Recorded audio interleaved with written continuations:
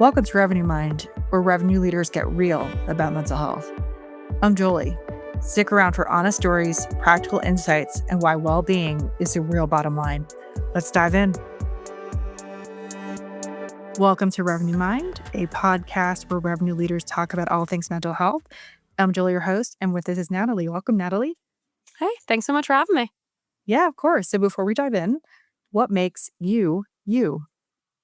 Oh, wow. There's so many different directions to go with that question. I think, I was on a podcast recently where, funny enough, I was talking about like my parents and the different qualities I got from each of them that led into marketing. So I'm going to say like the maybe very scientific answer, but I do feel like I'm very much equal parts of my parents.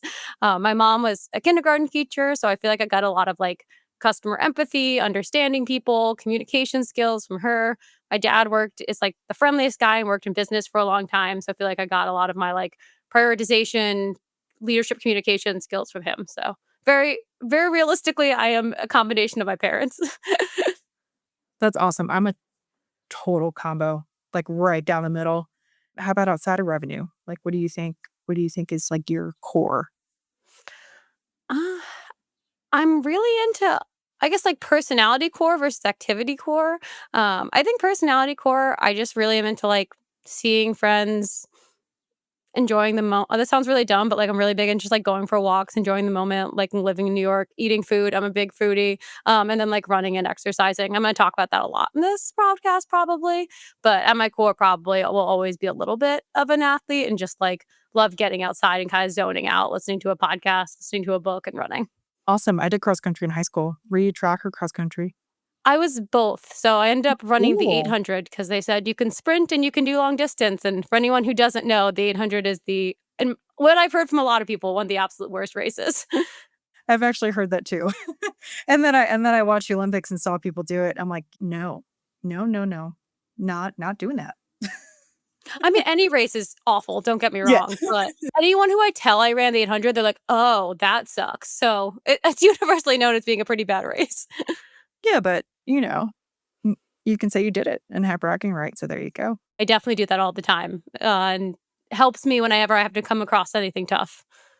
Oh yeah, for sure. I did a sprint triathlon 10 years ago and I still talk about it. I'm like, yeah, I was in the best shape of my life. I could swim a mile and bike 30 and run 10 and no more. I'm always impressed though by people who do triathlons. I can't swim for the life of me. So that sounds much harder. All right. What's a race day moment you've had in revenue and how did your athletic mindset help? Yeah, I think a lot of it, as I mentioned, honestly, throughout my entire career, I've reminded myself whenever I have to do something hard, I'm like, it's not an 800, which may sound a little simplistic, but those races were so hard. I'd be so stressed before. And it was really like 2 minutes of let me put my body in as much pain as possible and stay mentally sharp and think about strategy. So it really helps. And whether it's running or just like, I think everyone's done something pretty challenging in their life, having that reminder when I'm about to go into something hard. I think a good example is anytime I give like a live presentation. I haven't done that many, but I did one last year at the Exit 5 Drive conference. I was so nervous all the morning leading up to it, but I would just like keep reminding myself, I'm like, you've survived so much harder. Like, this is just going up and talking to people. You like to talk to people. Like, this is like an honor that you get to do this. And I'd sort of do that before races too. I would remind myself of like, this is fun. Like, you are choosing to do this. No one is forcing you to go out and run this race. Like, it's gonna be hard, but it's worth it. And that almost that practice of just like pumping yourself up for something that is scary, I use all the time, not just for presentations externally, but like internal presentations as well. That's great. I like to say I'm not saving a life with what I'm doing. I'm helping in my own way, but I'm not in a research lab curing XYZ disease. So we're choosing to be in B2B SaaS and we're choosing to really make an impact in our own way, but it's not life or death. I often like to think about that too. Yeah, I made this choice at the end of the day, even if I go up on stage and nothing comes out of my mouth and I entirely somehow mess up this speech, like it will be okay. More opportunities will come up. No, nothing truly bad will happen. Yeah, exactly. We think it's the end of the world when we screw up. At least for me, that's a big thing. I used to be so hard on myself. And I feel like it's all of us, like marketers, sales, customer success, we're also type A that we're just we are so hard on ourselves. And part of the reason I started this podcast, because it's like we're humans, we're more than this. And I think it's funny too because we're so type A and so hard on ourselves, but, like, every time I look back at some of my, like, favorite memories or areas I've grown a bunch and, people say this all the time, this is not original thought, but it's usually in your failures. So it's funny how we don't remember, like, we need to do bad to learn from it. Like, we're not gonna hit it 100% of the time, but when that happens, we're like, "No, I'm just a failure, and this is all not gonna work out," versus in a few months, I'll be like, "Oh, I'm so glad I failed. I learned so much from that." Yeah, I actually just posted today. So I've averaged about a year at a job for the past 10 years. And it wasn't by choice, just a lot happened. But it's funny because someone messaged me and said, "What did you learn?" And I know exactly how to get a job. And now I can help others get a job. So now I have like this 15-minute job advice on my Calendly because I'm so good at it. I'm just not good at keeping them. So,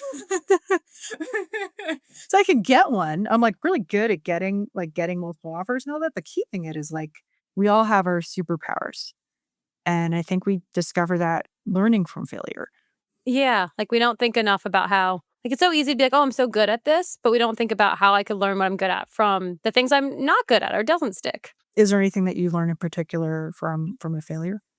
My biggest failures are often it's I think the biggest thing is it's funny, you mentioned how, like, so many revenue people are really type A, and I think it's because I have a lot of, like, really type A friends, so maybe it's just a scale, but I actually don't consider myself naturally type A.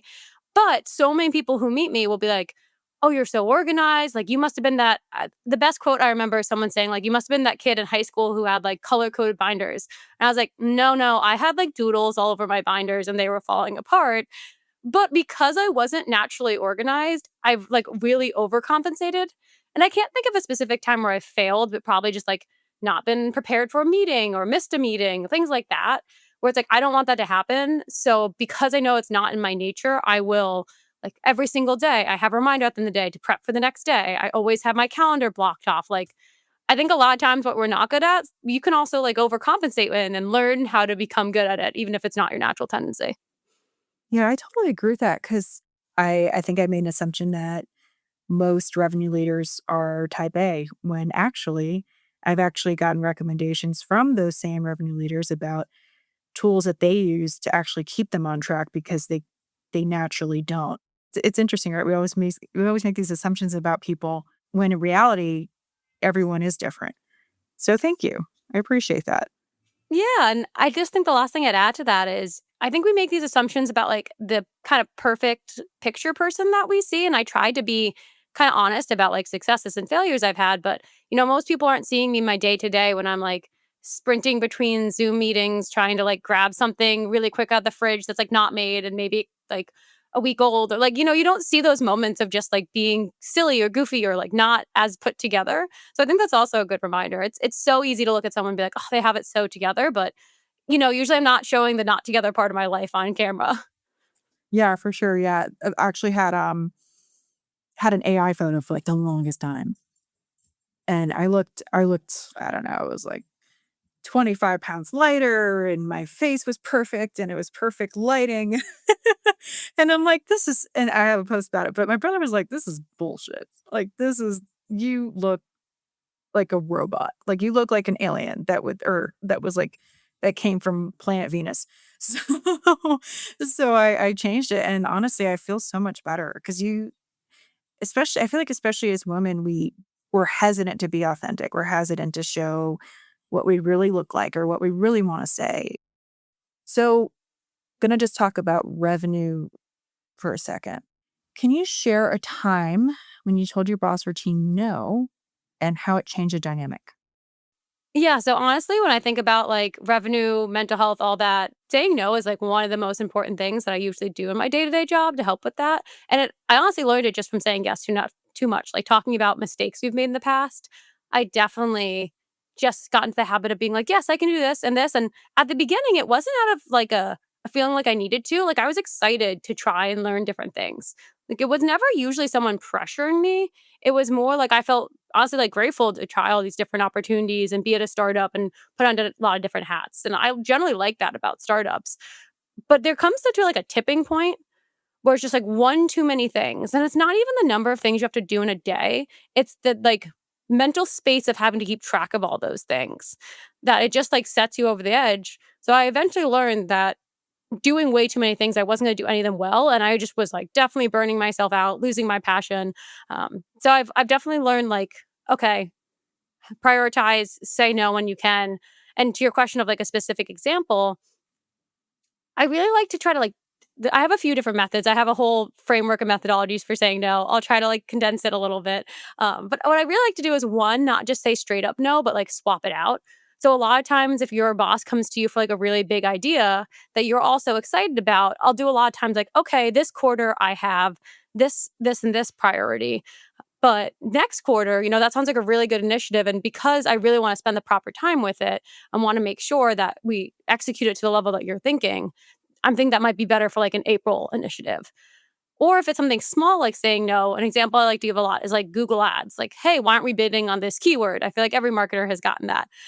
That's also when I really like to pull in, like, data or past examples and just say, "Okay, well, we tried bidding on that keyword and it didn't work."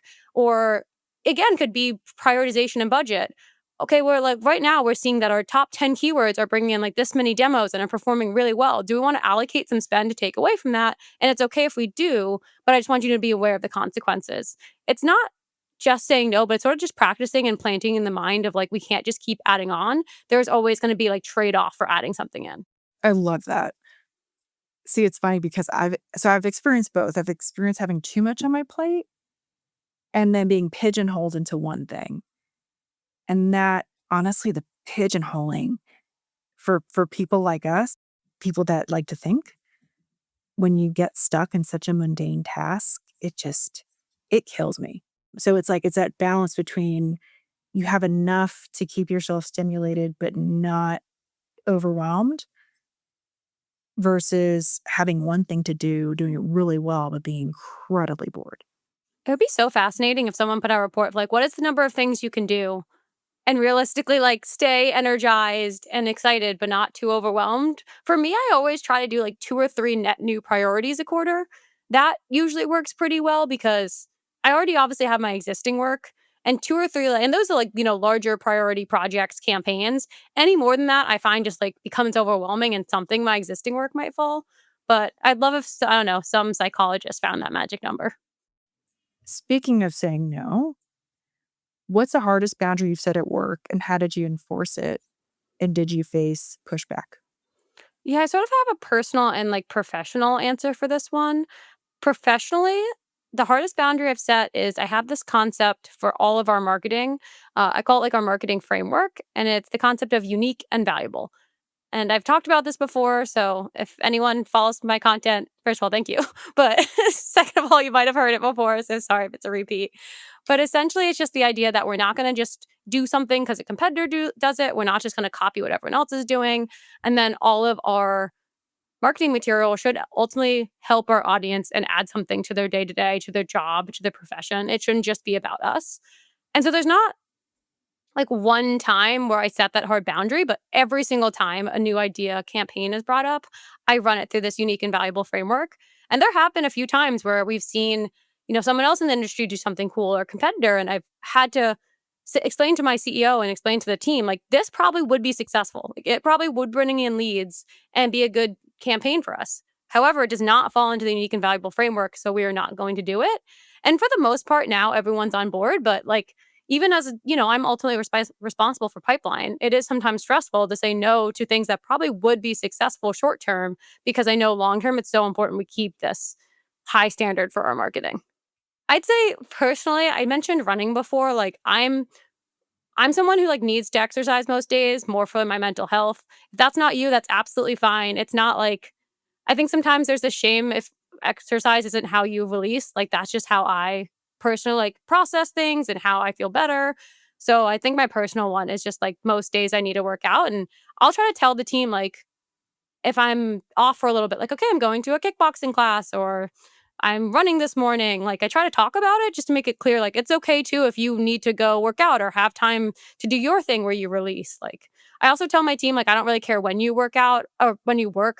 I mean, obviously, you have to like be generally responsive, but if you want to go for a midday run, I don't really care if you want to put a block in your calendar.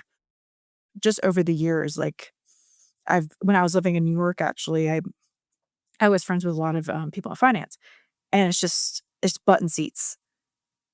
You just have to accumulate the hours just because, and, I feel like there's this at least in B2B SaaS, I feel like there's a bit of a movement for leaders to have more of a transparent calendar to be like, "Hey, it's okay to have therapy or gym or whatever. I'm stepping out. Pause your notification on Slack." What's your take on that? I think it's part of, like, the pros and cons of remote work too. Like, there are definitely some cons of remote work, like, you don't get to see each other in person. Obviously, I think sometimes hours can if they're flexible in the fact that you can take off in the middle of the day, that also means you might be working earlier, working later. So, I see it as if you want to have a flexible remote culture and you don't need to be in the office from 9 to 5 every day, that's one of the perks. I don't like I've definitely been trying to be pretty open of like, this is my calendar. I also tell my team, like, again, I like to work earlier in the morning. I like to log off and take a walk around like 5 and 6 and like go make dinner. Like, I don't really care when you work whenever the energy levels work for you. But also sometimes I do just like miss being in the office and knowing everyone's there at the same time. So I think it's just like the reality of the remote work and understanding that is one of the pros to it. Cool, so that actually brings me to my next question. If you could keep only one responsibility for a day, which would it be and why? So taking this from like a professional standpoint, I think this is just really top of mind for me. So I don't know if this would just be it, but just this week, I've been doing it all of 2025, but kind of officially announced that I'm taking on more product marketing work at Navattic. And so I'm honestly just like really excited about the new thing. I think to your point before, like I like doing a lot of different things and new challenges. So for now, like that's the thing that I'd want to keep and take on because it is the newest versus I like a lot of the other work I've done too. It's just it gets a little less interesting when it becomes more repetitive. Yeah, that's great. What was your thought process behind the transition? Say there were 2 different thought processes. One was from the company perspective and one was my own. My own, I sort of just explained, like, I've been doing demand gen, thought leadership brand for a while. At this point last year, the big initiative was getting our freemium motion off the ground, and now Raman on my team has been leading that and doing a tremendous job on that. So he runs the day-to-day that I still there to, like, supervise and help out. But when we were thinking about my role in 2025, I definitely ready was like the big challenge of 2024 was the freemium motion. I was definitely ready for sort of a new challenge. And from a company perspective, as we gotten bigger, the focus was shifting away from okay, we have to educate the market on what interactive demos is and build brand awareness and familiar with Navattic. We're by no means, have we fully done that, but we've gotten a lot further. Now, a lot more the focus is, how do we differ from all the other options out there? Or how do we make sure that prospects and customers know about all the different features we're launching? Because it just feels like, as I'm talking to so many product marketers right now, there are so many features being launched constantly. So, how do we keep that information up to date and succinct? So, it was sort of a shift of like, I was ready to take on a new challenge and then where the business priorities were. That sounds like a match made in heaven. It's funny because it wasn't originally we weren't sure what we were gonna do. We were maybe originally gonna hire for the role, and it sort of just worked out as we talked about more. It's like, "Wait, I know the product really well. I already use it basically every day. I know the market really well." And then I remember having one of those conversations. It's like, "Wait, should I just do this?" And it sort of, to your point, just worked out perfectly. That's so cool. I love when the stars align. It's just because there's so many moments where they don't. So when so when they do, we all welcome them. So you mentioned that you're very data driven. So when campaign results shake your confidence, how do you stay grounded? I think we sort of what we were talking about at the very beginning of this podcast, like you're gonna learn from those failures too. Well, I mean, first of all, to be honest, like when it happens, I'm definitely frustrated. I'm not gonna pretend like I see a bad result. I'm just like, I'm zen. This is okay. And I think that's okay to take a moment to be a little frustrated by it or be annoyed. I feel like every time I try to dismiss that, it just like comes back around. So first of all, I will be maybe a little annoyed or upset. I try not to like take it out on anyone. That's again when I might like go for a run or go for a walk and just like take a break from it. Then once I've had a little bit of time away, I'll say that's when I usually start thinking about like, "Okay, why did this happen?" And usually I already know. Like, usually you're annoyed at yourself because you know you rushed something or you didn't spend enough time getting feedback early on. Like, you're usually annoyed when the campaign doesn't go well because there were certain things that you kinda skip by or rush by. So, like, honestly, a lot of that's also, like, taking ownership and accountability for it and be like, "Yeah, I didn't do those things. For next campaign, I'm gonna make sure to do those things." I'd like to say one of my biggest strengths is learning from my mistakes and to not repeat it again. But it's so hard when you're moving at the speed of light at any company. It could be working for an agency or, Navattic or another startup, because you have to move so quickly, and it's like, how do you my fiancé always says, "How do you, slow down and speed up?" And that he's really good at it. I'm a lot less methodical, but do you have any tips or tricks for the listeners kind of along those lines? I'm a big fan of doing something in a very, like, small experimental way first. So any way that you can experiment it with, honestly, if you do mess up a little bit or, like, it's not the most clean or polished, I think the best example of this, I mentioned that we introduced a freemium motion last year. We spent, like, 6 months behind the scenes testing it before we promoted it. So in the very early stages, we got really helpful, but critiquing feedback being like, "This is bad. This is confusing." So I don't know. I think at startups, sometimes it can be a little hard to move entirely slow and not show any progress, so I'm a big fan of, like, figure out how you can do, like, the basic MVP, get some feedback, make it clear that, like, this is an MVP, this is beta, and so you're showing that there is progress, like, you're not just delaying that 'cause, generally founders like to see progress, but also you're not doing this big splashy campaign where you're like, "Hey, everyone, we have this thing," and, maybe there are some things that need a little bit more polish on it. I love that. I work in an agency. We have this client, and we started with these fully fledged 50-page decks. And we did, like, 3 iterations of them, and ultimately, we ended up going to Excel and Word docs and Figma, and it has worked out beautifully. I think MVP is so important, having a proof of concept, so I love that, and I think we all wanna rush to the finish line, but in reality, if you don't do it right, what's the point? And I think too, honestly, a lot of it isn't that individuals don't want an MVP. I think in marketing, we waste a lot of time having to like convince people that our ideas are good ideas or convince the board that we should be investing in this thing. And so that's why I'm also just a big fan of MVP. It eliminates the time wasted, everyone arguing about an idea. Because I've definitely been at companies where it's just like so much time is spent debating an idea. It's like, hey, we could have spent this week going back and forth, just like testing it out in a small way and then figuring it out. Because at the end of the day, like, especially a startup, no one knows. We can all have the data, we can all have our insights, we can all have our experience, we can all have our gut feels, but, like, I've been wrong about plenty of things I was pretty passionate about. I've been right about or yeah, right about things that I wasn't really expecting to be right about, so I'm just like, "Let's put something out there and let our audience tell us, because 'cause they're the only ones who are gonna know if this is gonna work or not." I mean, the vibe I'm getting is that you're a big lifelong learner. Is that a good assessment?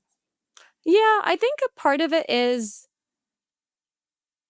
a big lifelong learner and just, like, I've just seen enough times that, like, you think you know things and you don't, like, I think I've just my own ego, I feel very lucky I've had a lot of experiences, but I don't have enough of an ego to believe I really know anything, and I'd rather get those insights directly from the people I'm, like, talking to or our audience than be convinced I will always know the answer. Because even just, like, everything even if I know the answer at one point, like, I started my career in SEO, I knew SEO at one point, SEO is so different than when I first knew it, so, like, it's kind of a fallacy to think that I could ever stop learning. Oh, for sure. The corny thing, but it's so true that you never wanna be the smartest person in the room. I mean, everyone I've heard it so many times, but I live by it. I always wanna surround myself with people smarter than me, because that's how you learn. And I think everyone's also smarter than someone in something. Like everyone has their area of expertise. You can learn something from everyone too. So just being open to that. Like it's so easy to be like, oh, and I sometimes am guilty. I'll meet someone and be like, I've been in this industry for a while. Like I can't learn anything. And then they have a new perspective or again, something that very, very, very niche. Maybe they're an expert on. I think a really great part about hiring people different from you is that they do bring that perspective. And even if you maybe butt heads in the beginning, you come to the middle ground, which sometimes is the best place to be. Yeah, and I think always you learn something from seeing something from someone else's, like, perspective or how they approach a problem. One thing I've been obsessed with recently, and I have all of my new hires read it, so it's very top of mind for me right now, is there's this book called The Four Tendencies, and it's all about, like, what motivates you. Okay, you're nodding like you've read it, and I'm really excited to talk about it now.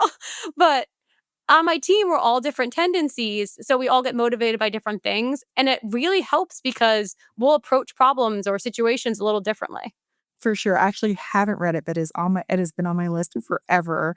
But what I love about the concept is that it's like that your core values, like what truly motivates you. And that lens brings so much perspective to how you implement it and what you do. So I have to read it. I got recommended it back when I was at Six Sense, and that was like 3 years ago. So it's still on my list. But thank you for the reminder. I highly, highly recommend it to anyone listening. The last thing I'll say is I think it just does a really good job talking before about like our failures being our strengths. It makes you recognize that like you're naturally motivated by some forms and some things don't. Like there's one tendency that's all about external motivation. So they're naturally motivated when they're in like group gym classes. Like they like being around people. They'll have a harder time just like going for a run by themselves. So rather than beating yourself up and being like, "Oh, I'm so lazy." You can just be like, "Oh, I'm motivated by going to a class. I'll go to a class." Versus I know for myself, I'm more internal. I like running, so I'll just go do it. No, for me, I have to literally buy the class in advance, and there's a lot of people that do this, so I'll sign up for, let's say, 5 classes in advance, and if you don't go, they charge you a certain amount. So, it's sad that money is my motivator. It's not really my motivator, but you don't wanna get charged for missing something. So, I have a lot of friends that do it too, like for, I think it's F45 and Orange Theory and all those classes. I've heard plenty of people who do that. And honestly, like maybe you just need that little extra like uh, okay, there's a reason or there's a real incentive behind it, not just like, "Oh, if I miss it, I'll just miss it." Yeah, there's a consequence. I think it's more about the consequence versus, like, your account draining. Yeah. Because like, $15 at the end of the day, not a big deal, but that adds up, definitely adds up. So, we talked a little bit about burnout. Just to expand on it, what are your personal burnout red flags, and how do you reset from those? The biggest thing I'll notice is that people propose new tasks, and before I talked about I'm pretty good at saying no, I almost default to no. Like when and I've noticed this with a lot of other people with burnout too. It's when you start feeling burnt out, you will find a reason not to do so many different things. Or the idea of one new thing just seems like so overwhelming and stressful.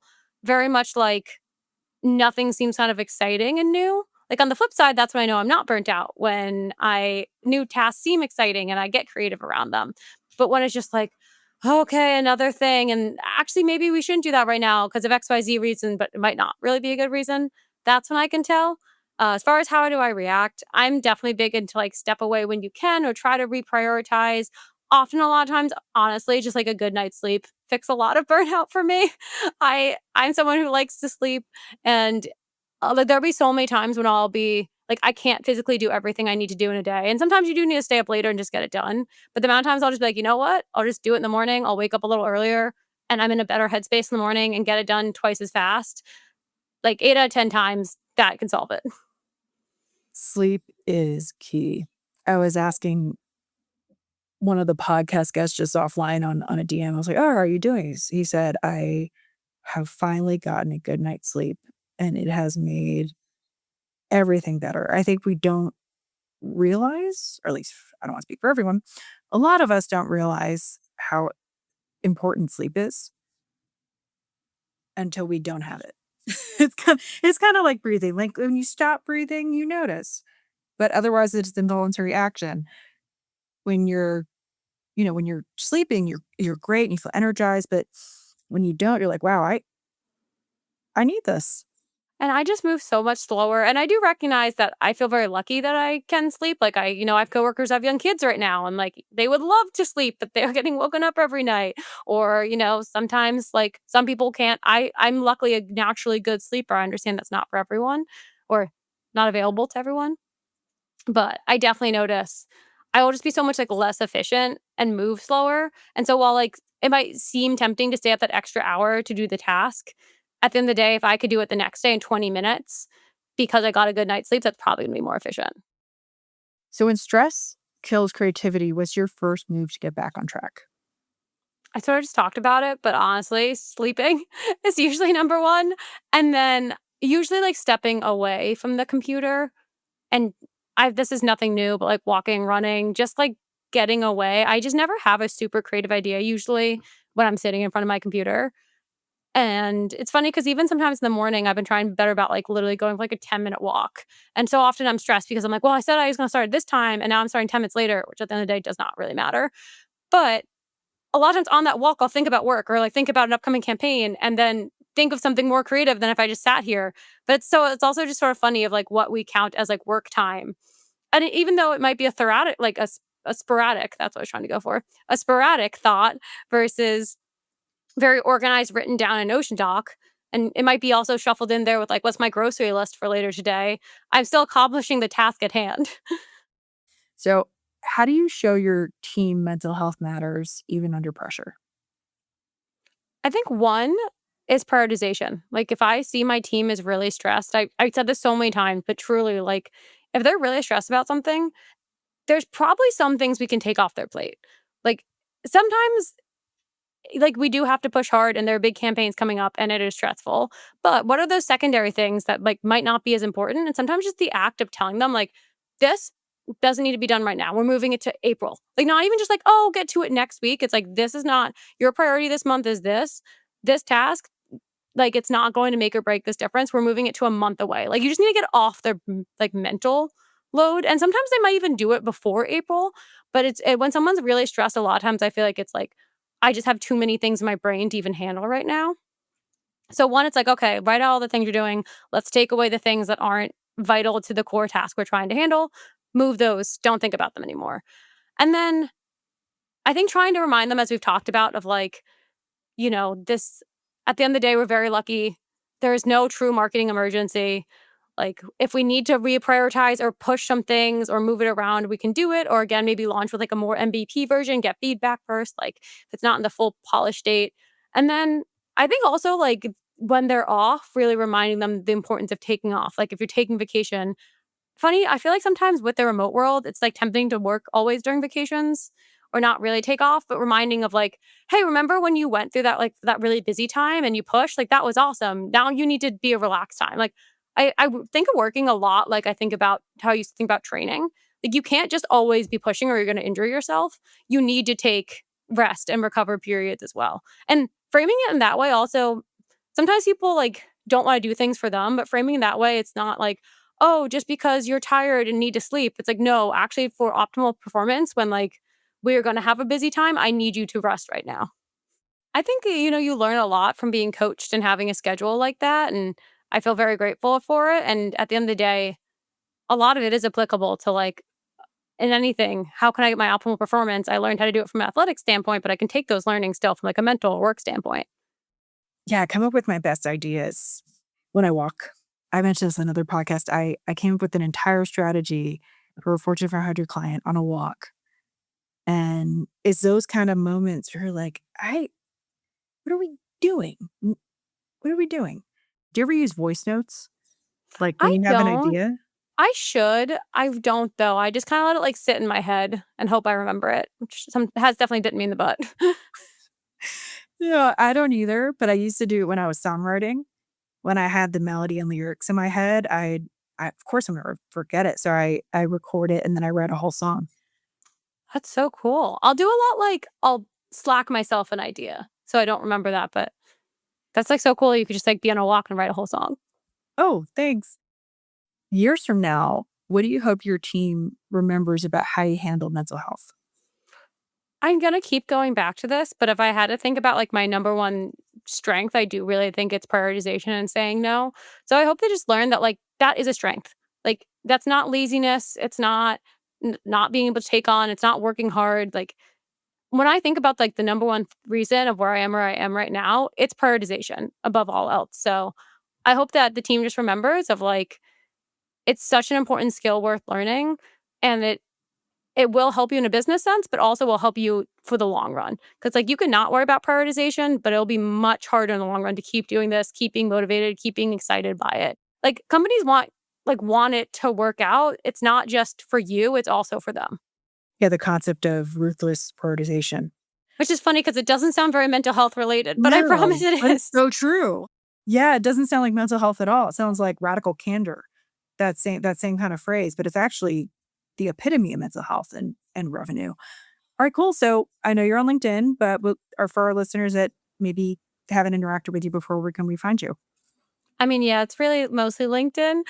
But if you do want to talk about any of these concepts, I did also do a talk with as part I mentioned at the beginning of this podcast, thing I was really nervous for. I did a talk at Exit 5 Drive. I believe they have on their podcast that recording where I talked about how to say no to your CEO. There I go into like the full framework of how I say no. So if that concept was interesting at all, I'd recommend checking that out. So this was great. Thank you so much, Natalie. It's I think our listeners are going to get a ton of value out of this. So thank you so much again. Yeah, thank you so much for having me and thanks for doing this. I'm sure every single guest have told you how important it is, but it's really nice to get to go on a podcast and talk about these things. That's a wrap for Revenue Mind, where we cut the BS and spotlight mental health and revenue leadership. I'm Jolie. We're reminding you your mindset is your competitive edge. Thanks for listening. See you next time.